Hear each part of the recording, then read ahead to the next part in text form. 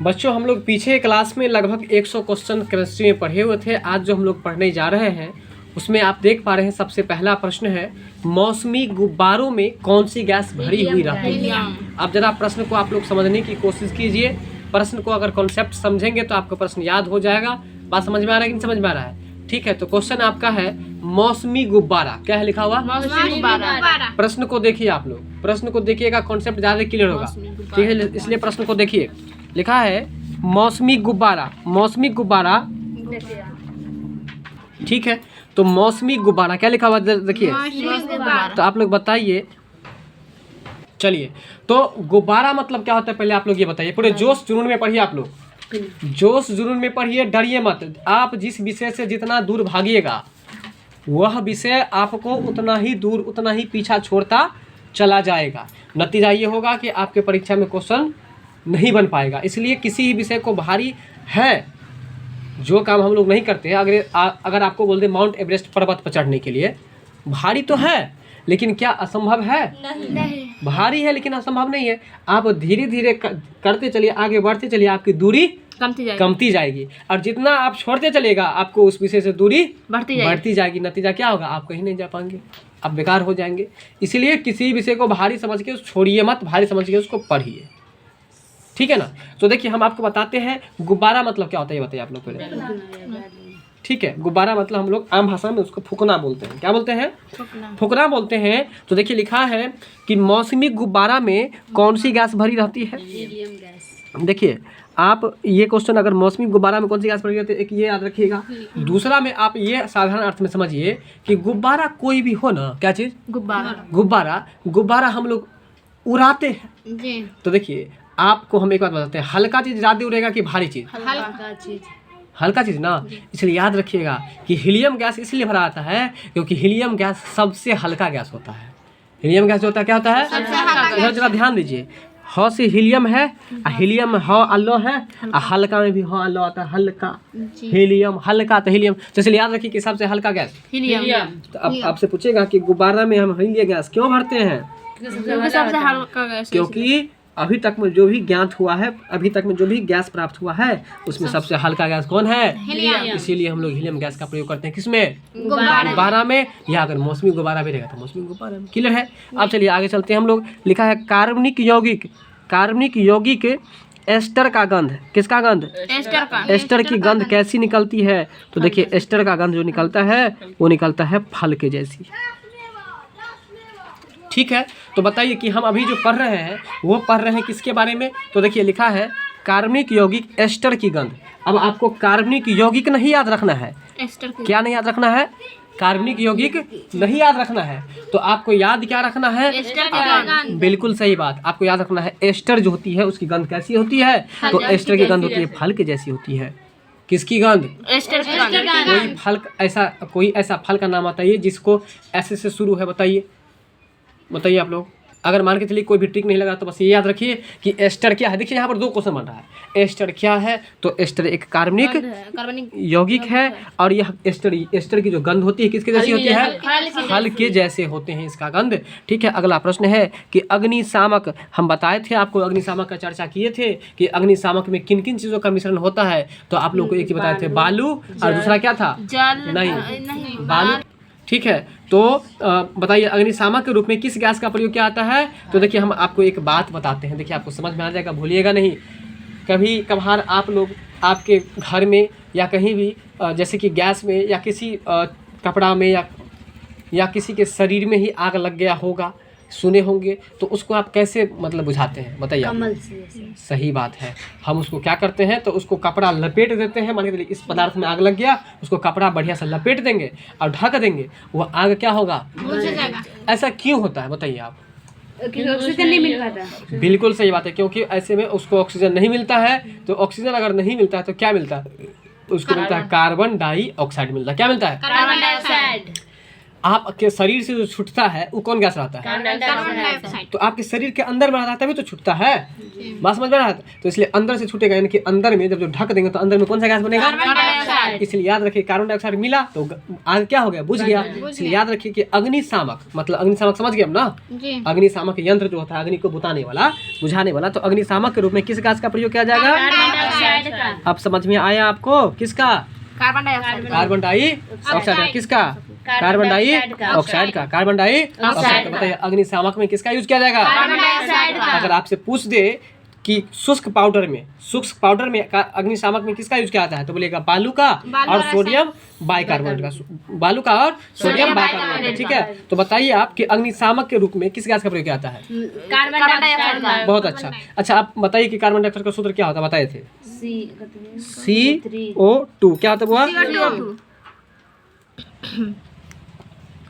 चलिए तो बताइए आप लोग कि अग्निशामक के रूप में किस गैस का प्रयोग किया जाता है? कार्बन डाइऑक्साइड गैस का प्रयोग किया जाता है। अब अगला प्रश्न है तो कार्बन डाइऑक्साइड का सूत्र क्या होता है बताइए? CO2 होता है। चलिए अगला प्रश्न है बेरियम सल्फेट। क्या लिखा हुआ है? Barium sulphate. बेरियम सल्फेट की पानी में कम घुलनशील, ठीक है।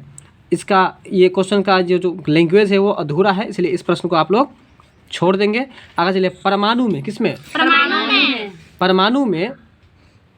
चलिए अगला प्रश्न आपका है परमाणु के कारण, किसके कारण? पहले बताइए कि परमाणु के कितने कण हैं? परमाणु के 3 कण हैं, इलेक्ट्रॉन, प्रोटॉन और न्यूट्रॉन। इलेक्ट्रॉन, प्रोटॉन और न्यूट्रॉन, ठीक है। 3 कण हैं। तो परमाणु में, चलिए आगे है परमाणु में किन्हीं 2 इलेक्ट्रॉनों के चारों ओर, हाँ बता रहे थे परमाणु के कितने कण हैं? 3 इलेक्ट्रॉन, प्रोटॉन और न्यूट्रॉन। बताइए इलेक्ट्रॉन का खोज किसने किया? ठीक बताए थे आप लोग को, ईंट पर नाच। इसे तो आप लोग इस इसको जरा सीख लीजिए। देखिए परमाणु के कितने कण हैं? परमाणु के 3 कण हैं। सबसे पहला जो कण का नाम है वो इलेक्ट्रॉन है, दूसरा जो कण है उसका नाम है प्रोटॉन, तीसरा जो है आपको न्यूट्रॉन, ठीक है। तो अब यहाँ पर ये देखिए इलेक्ट्रॉन का जो ये जो इलेक्ट्रॉन कण है इसका खोज किसने किया है? तो देखिए इसका ट्रिक है ईंट पर नाच। तो ईंट में ट आया तो देखिए ट से आप टॉमसन भी बोल सकते हैं। और देखिए आप अंग्रेजी में जो टी होता है उसको हम लोग टी के बाद ट और TH से थ होता है, तो देखिए TH से थ भी बोल सकते हैं और ट भी बोल सकते हैं, ठीक है। तो इसलिए टॉमसन को हम लोग थॉमसन बोलेंगे। वैसे इसका पूरा नाम जो है जे थॉमसन है। क्या नाम है? J Thomson. क्या नाम है? जे थॉमसन है। बात समझ में आ रहा है? ठीक है। तो बताइए इलेक्ट्रॉन का खोज किसने किया? ईंट। क्या बताया? ईंट में डिफाइन कीजिए ना ईंट को। इसे इलेक्ट्रॉन, इसे इलेक्ट्रॉन, इसे इलेक्ट्रॉन। इसका ट को कौन डिफाइन करेगा? ट से टॉमसन यानी कि थॉमसन। दूसरा है प से पर है तो प से प्रोटॉन हुआ, प्रोटॉन लगा दीजिए। और र से रदरफोर्ड हुआ, यानी कि प्रोटॉन का खोज किसने किया? रदरफोर्ड ने किया। अब क्या है? नाच है तो न से न्यूट्रॉन हो गया है ना, च से चैडविक हो गया। अभी भी कॉन्सेप्ट क्लियर हुआ कि नहीं? यहाँ 3 प्रश्न आप लोग सीख रहे हैं, 3 प्रश्न सीखना क्लियर कर लीजिए। अगर दिक्कत है तो अगले दिन ही बताएंगे हम। बताइए ठीक क्या बताए? इसे इलेक्ट्रॉन। क्या है? इसे ट से टॉमसन या थॉमसन, ठीक है। चलिए पर से प्रोटॉन होता है। अरे पर में प से ना प्रोटॉन होता है जी, तो पर से क्यों बोलते हैं प्रोटॉन? डिफाइन कीजिए ना, उसको डिफाइन करना नहीं आता है, अभी भी नहीं समझ में आया? नाच से क्या होगा? समझ में आ गया? नहीं समझ में आएगा तो परे रहिए, ठीक है। तो देखिए परमाणु में किन्हीं 2 इलेक्ट्रॉन के चारों ओर, परमाणु में किन्हीं 2 इलेक्ट्रॉनों के बीच, इलेक्ट्रॉनों के चारों क्वांटम नंबर। आप लोगों को कल पढ़ाए थे हम कि क्वांटम का थ्योरी किसने दिया था? मैक्स प्लांक दिया था। ट्रिक क्या बताए थे कि मैक्सी पहन के क्वार्टर में रहेंगे, इसलिए क्वांटम थ्योरी किसने दिया था? मैक्स प्लांक ने दिया था, ठीक है। तो देखिए क्वांटम नंबर लिखा है सर्वसम लिखा हुआ है, सर्वसम, सर्व मतलब सभी, असम मतलब बराबर। कहता है कि क्वांटम नंबर जो है वह सर्वसम नहीं होते, मतलब कि हर जगह बराबर नहीं होते। यह किसका नियम है? देखिए इसको याद रखना पड़ेगा। बोलिए, परमाणु में किन्हीं दो इलेक्ट्रॉनों के चारों, फिर से बोलिए, परमाणु में किन्हीं दो इलेक्ट्रॉनों के, यहाँ तक समझ में आया? बोलिए, परमाणु में किन्हीं दो इलेक्ट्रॉनों के, फिर से बोलिए, परमाणु में किन्हीं दो इलेक्ट्रॉनों के चारों क्वांटम नंबर, मतलब परमाणु के जो क्वांटम नंबर है क्या गो है? 4 गो। चारों क्वांटम नंबर जो होते हैं वह सर्वसम नहीं होते, मतलब सभी बराबर नहीं होते। यह किसका नियम है वो पूछ रहा है। तो बोलिए, पोली का एक्सक्लूजन प्रिंसिपल नियम। बोलिए, पोली का एक्सक्लूजन प्रिंसिपल नियम। अब बोलिए आप लोग फिर से, इसको रटिए आप लोग फटाफट से। चलिए अगला प्रश्न है, आयोडीन के टिंचर में, देखिए ये पीछे आया था प्रश्न, आयोडीन के टिंचर में, ठीक है। टिंचर मतलब क्या होता है समझते हैं आप लोग? टिंचर मतलब होता है विलियन, ठीक है। तो प्रश्न आपको क्या है कि आयोडीन के टिंचर में, टिंचर मतलब बिलियन या घोल, ठीक है, बिलियन या घोल, उसके घोल में क्या निहित होता है? निहित मतलब छुपा हुआ, क्या छुपा हुआ होता है? तो उसमें होता है एल्कोहल। क्या होता है? क्या होता है? एल्कोहल होता है। आयोडीन के टिंचर में क्या निहित होता है? एल्कोहल होता है। आयोडीन के टिंचर में क्या निहित होता है? एल्कोहल निहित होता है। बात समझ में आ रहा है? चलिए अब अगले प्रश्न पर हम बात करते हैं। लिखा है कि पेट्रोल के कारण लगी हुई आग को, पेट्रोल के कारण लगी हुई आग को बुझाने के लिए पानी उपयुक्त नहीं होता। सही बात है। अगर पेट्रोल से कहीं पर आग लग गया हुआ है तो उसको आप पानी से यदि बुझाइएगा तो वह कारगर नहीं होता है। कारगर मतलब उचित नहीं होता है, ठीक है। क्यों नहीं होता है? क्योंकि पानी और पेट्रोल एक दूसरे में क्या है? अघुलनशील है। मतलब पानी और पेट्रोल एक दूसरे में क्या घुलता है? नहीं घुलता है। पेट्रोल ऊपर सह पर रहता है और जलता रहता है। कहने का मतलब जल के ऊपर में रहता है पेट्रोल। अगर आप चाहिए तो मिट्टी तेल को पानी में रख दीजिएगा और माचिस मतलब लाइटर जला दीजिए तो वह जलने लगता है। तो वहाँ पर क्या पानी जलता है? नहीं। पानी के ऊपर में होता है पेट्रोल या मिट्टी तेल तो वह जल जाता है। पानी नीचे रहता है और तेल ऊपर रहता है। कहने का मतलब ये है कि पेट्रोल से लगी हुई आग को बुझाने के लिए अगर हम लोग प्रयास करते हैं पानी से तो वह नहीं बुझता है। क्यों नहीं बुझता है? क्योंकि पानी नीचे रहता है और पेट्रोल ऊपर रहता है, जो कि एक दूसरे में घुलनशील नहीं है, घुल नहीं सकता है, और इसी वजह से जो है सो आपको आग नहीं बुझता है। अच्छा से डिफाइन किया, इसको देख लीजिए। चलिए बताएंगे आप लोग। लिखा है कि साबुन और डिटर्जेंट में क्या अंतर है? तो देखिए साबुन जो है आपको कठोर पानी में नहीं घुलता है, जबकि डिटर्जेंट जो है वो कठोर पानी में भी घुल जाता है। तो लिखा है कि साबुन कठोर पानी में कार्य नहीं करता, जबकि डिटर्जेंट क्या करता है? करता है। तो बताइए, ये भी याद करना पड़ेगा आप लोग को। हम इसका उदाहरण भी दिए थे कि जब हम दिल्ली गए थे और साबुन जब स्नान करते वक्त लगाए थे तो यमुना का पानी था, यानी कि वो पानी क्या था? कठोर था, ठीक है। तो वो कठोर पानी में वो घुला कि नहीं घुला था? नहीं घुला था। फिर हम लोग सर्फ का यूज़ किए तो वो घुल गया। तो डिटर्जेंट जो होता है उसको सर्फ कहा था। क्या कहता है? सर्फ कहा था। तो बताइए साबुन और डिटर्जेंट में क्या अंतर है? बताइए। साबुन कठोर जल में नहीं घुलता है, बात समझ में आ गया? या यहाँ पर यही बोल सकते हैं कि साबुन जो है कठोर जल में झाग नहीं बनाता है, डिटर्जेंट कठोर जल में झाग बनाता है। या ये भी लिख सकते हैं कि साबुन, चलिए हो गया यही दो अंतर, ठीक है। कोई भी पदार्थ जो स्वयं को परिवर्तित कर दे, परिवर्तित मतलब बदलाव, यानी कि कोई पदार्थ जो स्वयं को बदल किए बिना, मतलब अपने आप को बिना बदले हुए रासायनिक अभिक्रिया की दर को प्रभावित करने में समर्थ हो, उसे हम लोग उत्प्रेरक कहते हैं। देखिए उत्प्रेरक का मतलब होता है दलाल। उत्प्रेरक का मतलब क्या होता है? दलाल, एजेंट। दलाल समझते हैं ना? दलाल आप तो समझते होंगे ना? दलाल का मतलब होता है कि आपके तरफ भी है और मेरे तरफ भी है, लेकिन है कहीं नहीं। हाँ, दलाल आपको भी थोड़ा मतलब जैसे कि लड़का लड़की की शादी की अगर बात हो तो लड़की वाले को बोल देते हैं कि लड़का बहुत अच्छा है, ऐसा लड़का आपको कहाँ मिलेगा। बात समझ में आ रहा है? और फिर वो लड़के वाले को जाकर के कहता है, क्या कहता है? लड़की बहुत अच्छी पढ़ी लिखी है, ऐसा लड़की कहाँ मिलेगा आपको, खोजने से भी नहीं मिलेगा। बात समझ में आ रहा है कि नहीं समझ में आ रहा है? ठीक है, तो कहने का मतलब दलाल दोनों तरफ है लेकिन किसी एक तरफ नहीं है। बात समझ में कुछ आ रहा है कि नहीं समझ में आ रहा है? वही बात है, उसी को हम लोग कहते हैं उत्प्रेरक। देख लिए, तो उत्प्रेरक करता क्या है कि दोनों को ना दोनों को उत्तेजित कर देता है। दोनों को क्या करता है? लड़का तरफ भी और लड़की वालों की तरफ भी क्या करता है? उत्तेजना को बढ़ा देता है। वही बात है, मतलब कि अगर ऐसे नहीं समझे, ऐसे समझिए, अग लगाउन समझते हैं? अग लगाउन क्या होता है?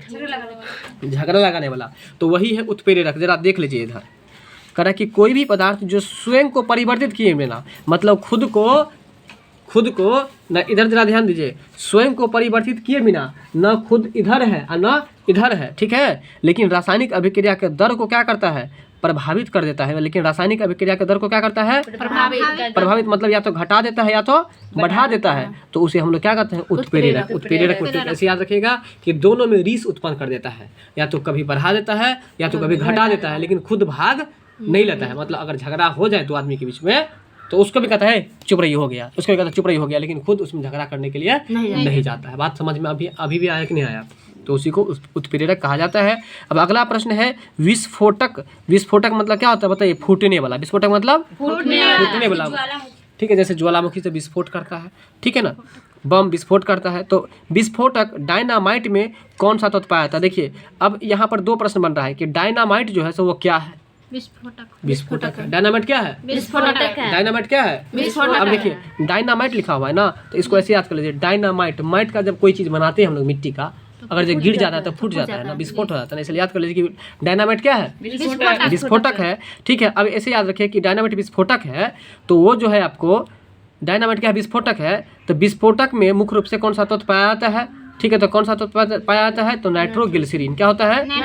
नाइट्रोग्लिसरीन पाया जाता है। ठीक है, डायनामाइट में मुख्य रूप से कौन सा तत्व पाया जाता है? नाइट्रोग्लिसरीन पाया जाता है। डायनामाइट में क्या पाता है? अब देखिए, अब इसको भी याद रख सकते हैं, इस वीडियो का क्वेश्चन जरा ध्यान दीजिए। ये क्या लिखा हुआ है? डायनामाइट। डाइन जो सीखती है रात को, सॉरी डाइन सब जो डाइन सीखती है कब सीखती है? नाइट को ना। तो डाइन सीखेगी, डाइन कब सीखेगी? नाइट में। तो देखिए इधर जरा ध्यान दीजिए कि डायनामाइट है ना, तो डाइन सब सीखेगी कब? नाइट में, इसलिए नाइट्रोग्लिसरीन। डायनामाइट क्या है? अगर आपसे पूछ दे, बिल्कुल डायनामाइट क्या है? एक विस्फोटक पदार्थ है। डायनामाइट क्या है? एक विस्फोटक पदार्थ है। लेकिन ये पूछेगा कि डायनामाइट में मुख्य रूप से कौन सा तत्व मिलाया जाता है? या कौन सा तत्व मिलाता है? तो नाइट्रोग्लिसरीन। नाइट्रोग्लिसरीन। ठीक है, अब अगला प्रश्न। तो पहले आप लोग एक चीज बता दीजिए कि डायनामाइट क्या है? विस्फोटक है। बताइए कि डायनामाइट में कौन सा तत्व मिला हुआ रहता है? नाइट्रोग्लिसरीन। ठीक है, अब चलिए मानव विरिकक है। बताइए विरिकक का अंग्रेजी क्या होता है? किडनी। बिल्कुल, क्या होता है? किडनी होता है। तो मानव के किडनी में निर्मित स्टोन, स्टोन का मतलब क्या होता है बताइए? पत्थर होता है। क्या होता है? तो मानव के कह रहा है कि मानव विरिकक में निर्मित स्टोन में प्रमुख रूप से, है ना, मतलब कि अगर कोई व्यक्ति है अगर उसके किडनी में आपको डॉक्टर बोल दिया कि पत्थर हो गया, क्या हो गया है? पत्थर। तो पता है आपको उसके पत्थर में क्या रहता है? उसके उसमें रहता है कैल्शियम ऑक्सेलेट। पढ़िए इसको, चलो पढ़िए। देखिए मानव का जो वृकक है ना, उस वृकक में, मानव के वृकक में यानी कि किडनी में जो पत्थर रहता है, वो पत्थर जो रहता है उसका नाम होता है कैल्शियम ऑक्सेलेट। क्या रहता है? कैल्शियम ऑक्सेलेट रहता है। कहीं के ऊपर ऑक्जेलिट भी लिख देता है इसको, और यहाँ पर ऑक्सेलेट लिखा हुआ था, इसको आप याद रखिएगा, कैल्शियम ऑक्सेलेट। क्या है? Calcium oxalate. Calcium oxalate. ठीक है, तो बताइए तो हम प्रश्न क्या बताए हैं? पत्थर हो जाता है, नहीं कहता डॉक्टर की पेट में पत्थर हो गया, वहाँ हो गया, यहाँ हो गया है, स्टोन हो गया है। तो पत्थर में कौन सा पदार्थ रहता है? Calcium oxalate. ठीक है, देखिए कहने का मतलब अगर कोई आदमी है लेट से सब काम करेगा तो उसको पूछबे करेगा, अरे भाई तुम लेट से सब काम क्यों करते हो? तो कहेगा कि देखिए हमारे किडनी में ना पत्थर हो गया है, इसलिए याद करिए, स्टोन हो गया, स्टोन मतलब पत्थर। ठीक है, कैल्शियम ऑक्सेलेट। चलिए आगे है वॉशिंग सोडा। वॉशिंग भी हो सकता है, कहीं पर वॉशिंग भी बोल देता है। तो वॉशिंग सोडा मतलब धोने वाला सोडा।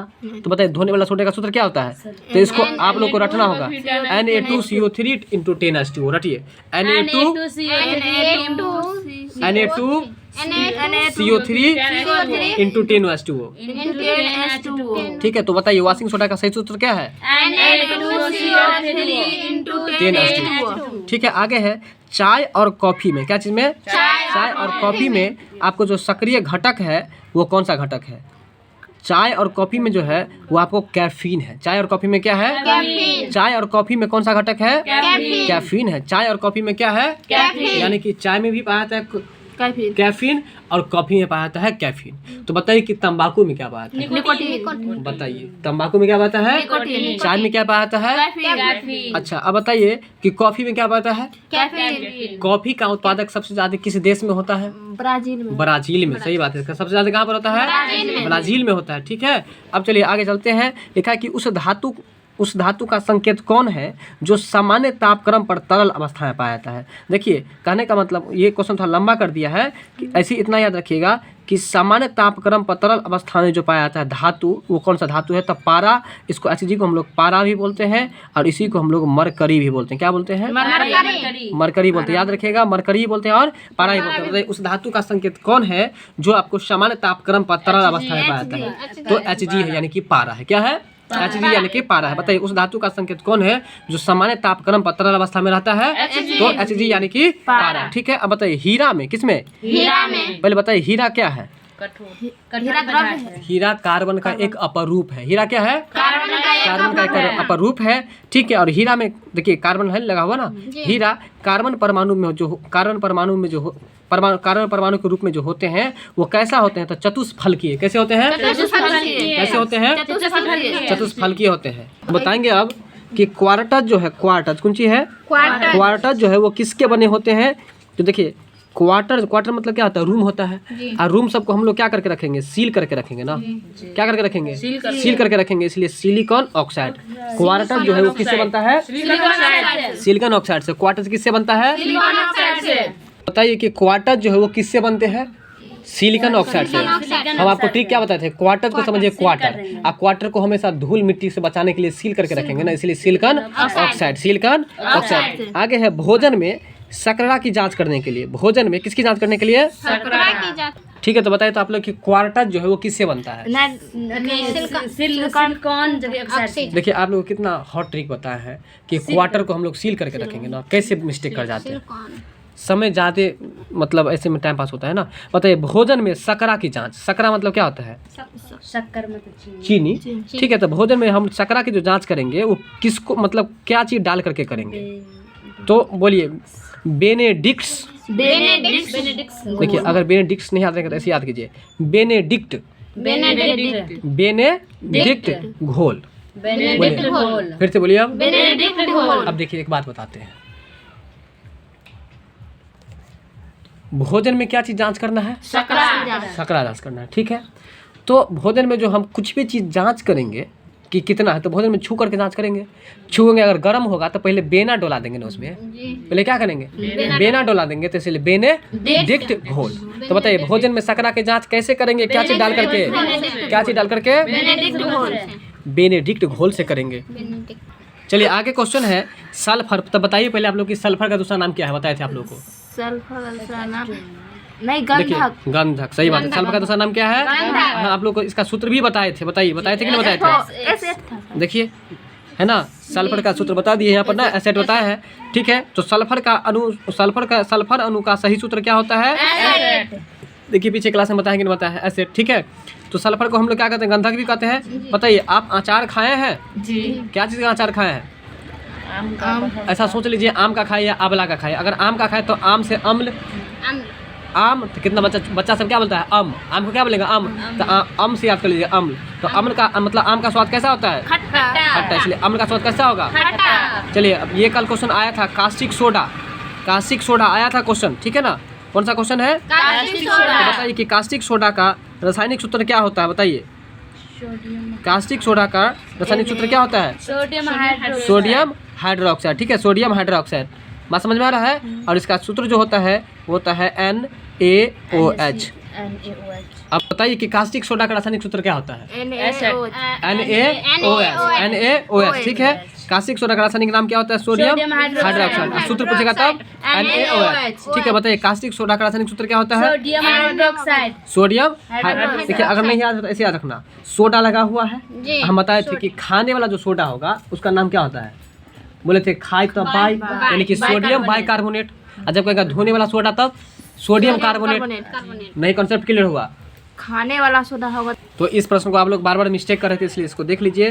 देखिए अगर खाने वाला सोडा कहेगा तो बोलिए खाई तो बाई। ठीक है, तो सोडियम बाइकार्बोनेट। अगर धोने वाला सोडा कहेगा या इसी को कहता है धावन सोडा। कौन सोडा? धावन सोडा कहेगा। या इसी को कहता है वॉशिंग सोडा। कौन सोडा? Washing soda. ठीक है, वॉश मतलब क्या होता है? वॉश मतलब धोना होता है ना, साफ करना या धोना। तो वॉशिंग सोडा का है, या धोने वाला सोडा का है, या धावन सोडा का है। तो देखिए, तो धोने वाला सोडा है तो इसमें सीधे सोडियम कार्बोनेट बाई नहीं लगा रहेगा। अभी भी क्लियर हुआ कि नहीं हुआ? ठीक है, तो देखिए कास्टिक सोडा, तो देखिए अब आपको याद रखने के लिए हम ट्रिक बताए कि सोडा लगा हुआ था। देखिए सोडा लगा रहा है तो आपको एगो चीज़ याद आ गया होगा। क्या चीज़? कार्बोनेट और बाइकार्बोनेट याद आया होगा ना। तो अब देखिए कास्टिक सोडा यहाँ पर है, तो कास्टिक सोडा में आपको याद रखना है सोडियम हाइड्रोक्साइड। नहीं समझ में आया? उसमें था ना सोडियम बाइकार्बोनेट, था ना। देखिए यहाँ पर क्या है? कास्टिक सोडा है ना, तो कास्टिक सोडा है, तो सोडा से आपको याद आ गया होगा, सोडा से सोडियम हाइड्रोक्साइड। ठीक, तो कास्टिक सोडा का रासायनिक नाम क्या है? सोडियम हाइड्रोक्साइड, और उसका सूत्र क्या है? NaOH। चलिए आगे लिखा हुआ नीले लिटमस। क्या लिखा हुआ है? नीले लिटमस वाले पानी से CO2 होकर गुजारी जाए। ठीक है, नीले लिटमस पानी कैसा है? नीला है, समझ लीजिए। और नीला लिटमस पानी से अगर हम CO2 को गुजारेंगे, पहले बताइए CO2 का मतलब क्या होता है? बिल्कुल सही, कार्बन डाइऑक्साइड को अगर गुजारी जाए तो घोल का रंग कैसा हो जाएगा? लाल हो जाएगा। यानी कि अगर नीला को CO2 से गुजारेंगे तो लाल हो जाएगा। जरा ध्यान दीजिए, नीला को CO2 से गुजारेंगे तो कैसा हो जाएगा? ठीक है, नीले लिटमस को अगर CO2 से गुजारेंगे तो क्या हो जाएगा? लाल हो जाएगा। बात को समझ में आया कि नहीं आया? तो बताइए प्रश्न क्या बोले हम? अगर बोलिए नीले लिटमस वाले पानी को, किसको? अगर CO2 से गुजारा जाए तो वह घोल का रंग कैसा हो जाएगा? कैसा हो जाता है? बहुत अच्छा। तो बताइए कि तरंग दैर्ध्य सबसे ज्यादा किस रंग का होता है? लाल का। और वर्ण विक्षेपण सबसे ज्यादा किसका होता है?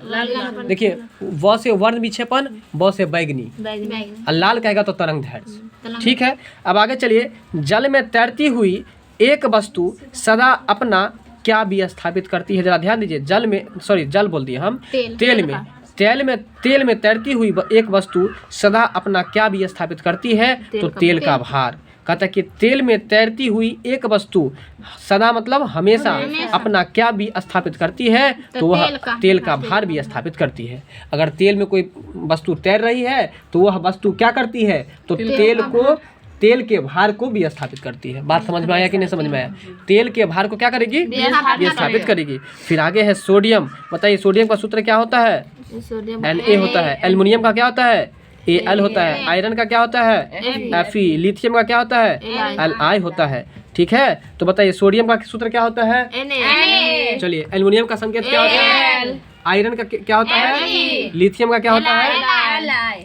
तो बताएंगे आप लोग कि सोडियम, एल्युमिनियम, आयरन, लिथियम में कौन सा सबसे अधिक प्रचुर मात्रा में समुद्र में मिलता है? मतलब समुद्र में सबसे ज्यादा क्या मिलता है? सोडियम। देखिए अब इसको याद रखना तो बहुत ही आसान है। कहीं क्यों, कहाँ पर पूछ रहा है? समुद्र में से आप क्या खाते हैं?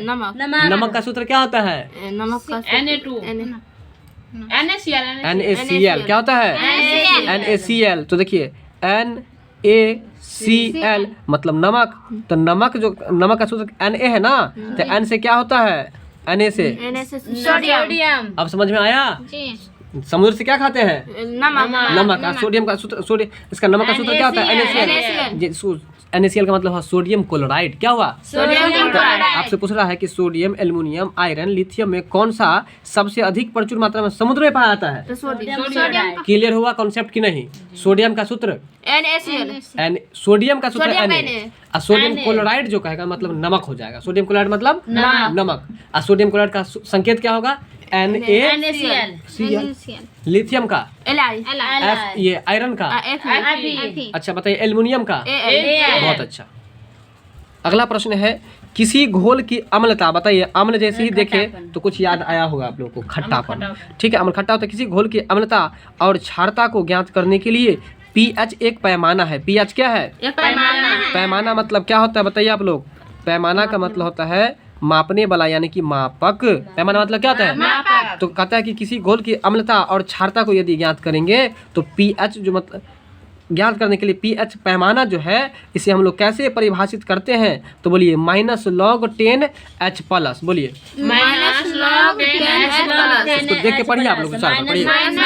अब आगे चलिए, लिखा है प्रयोग करने और औजार बनाने के लिए सबसे पहले धातु की खोज की गई, है ना। प्रयोग करने और औजार बनाने के लिए सर्वप्रथम जो धातु की खोज की गई, तो ये तो आप लोगों को पहले से पता होगा। सबसे पहले सिंधु सभ्यता में क्या खोजा गया था, किसका ज्ञान नहीं था, लोहा का नहीं था। चलिए तो देखिए कि प्रयोग करने और औजार बनाने के लिए सब बात को फंसाया है ना।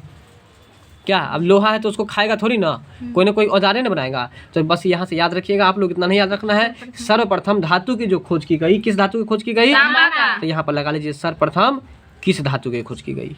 बात समझ में आया। सर्वप्रथम किस धातु की खोज की गई, तांबा की खोज की गई। अगला है हेमेटाइट। बताइए हेमेटाइट किसका अयस्क है, आयरन का अयस्क है। बोलिए मेलेकाइट किसका अयस्क है, नहीं पता है। बॉक्साइट किसका अयस्क है, Al का, Al मतलब एल्युमिनियम का। मैग्नेटाइट किसका अयस्क है, Fe का, Fe मतलब आयरन मतलब लोहा का, है ना। कौन एल्युमिनियम का अयस्क है, तो बताइए एल्युमिनियम का कौन अयस्क है, बॉक्साइट है। छठा गया ना, यहाँ बॉक्साइट है, यहाँ पर बॉक्साइट कर दिया मिस्टेक से, बॉक्साइट टॉ होगा, ठीक है। तो बताइए कि हेमेटाइट किसका अयस्क है, लोहा का।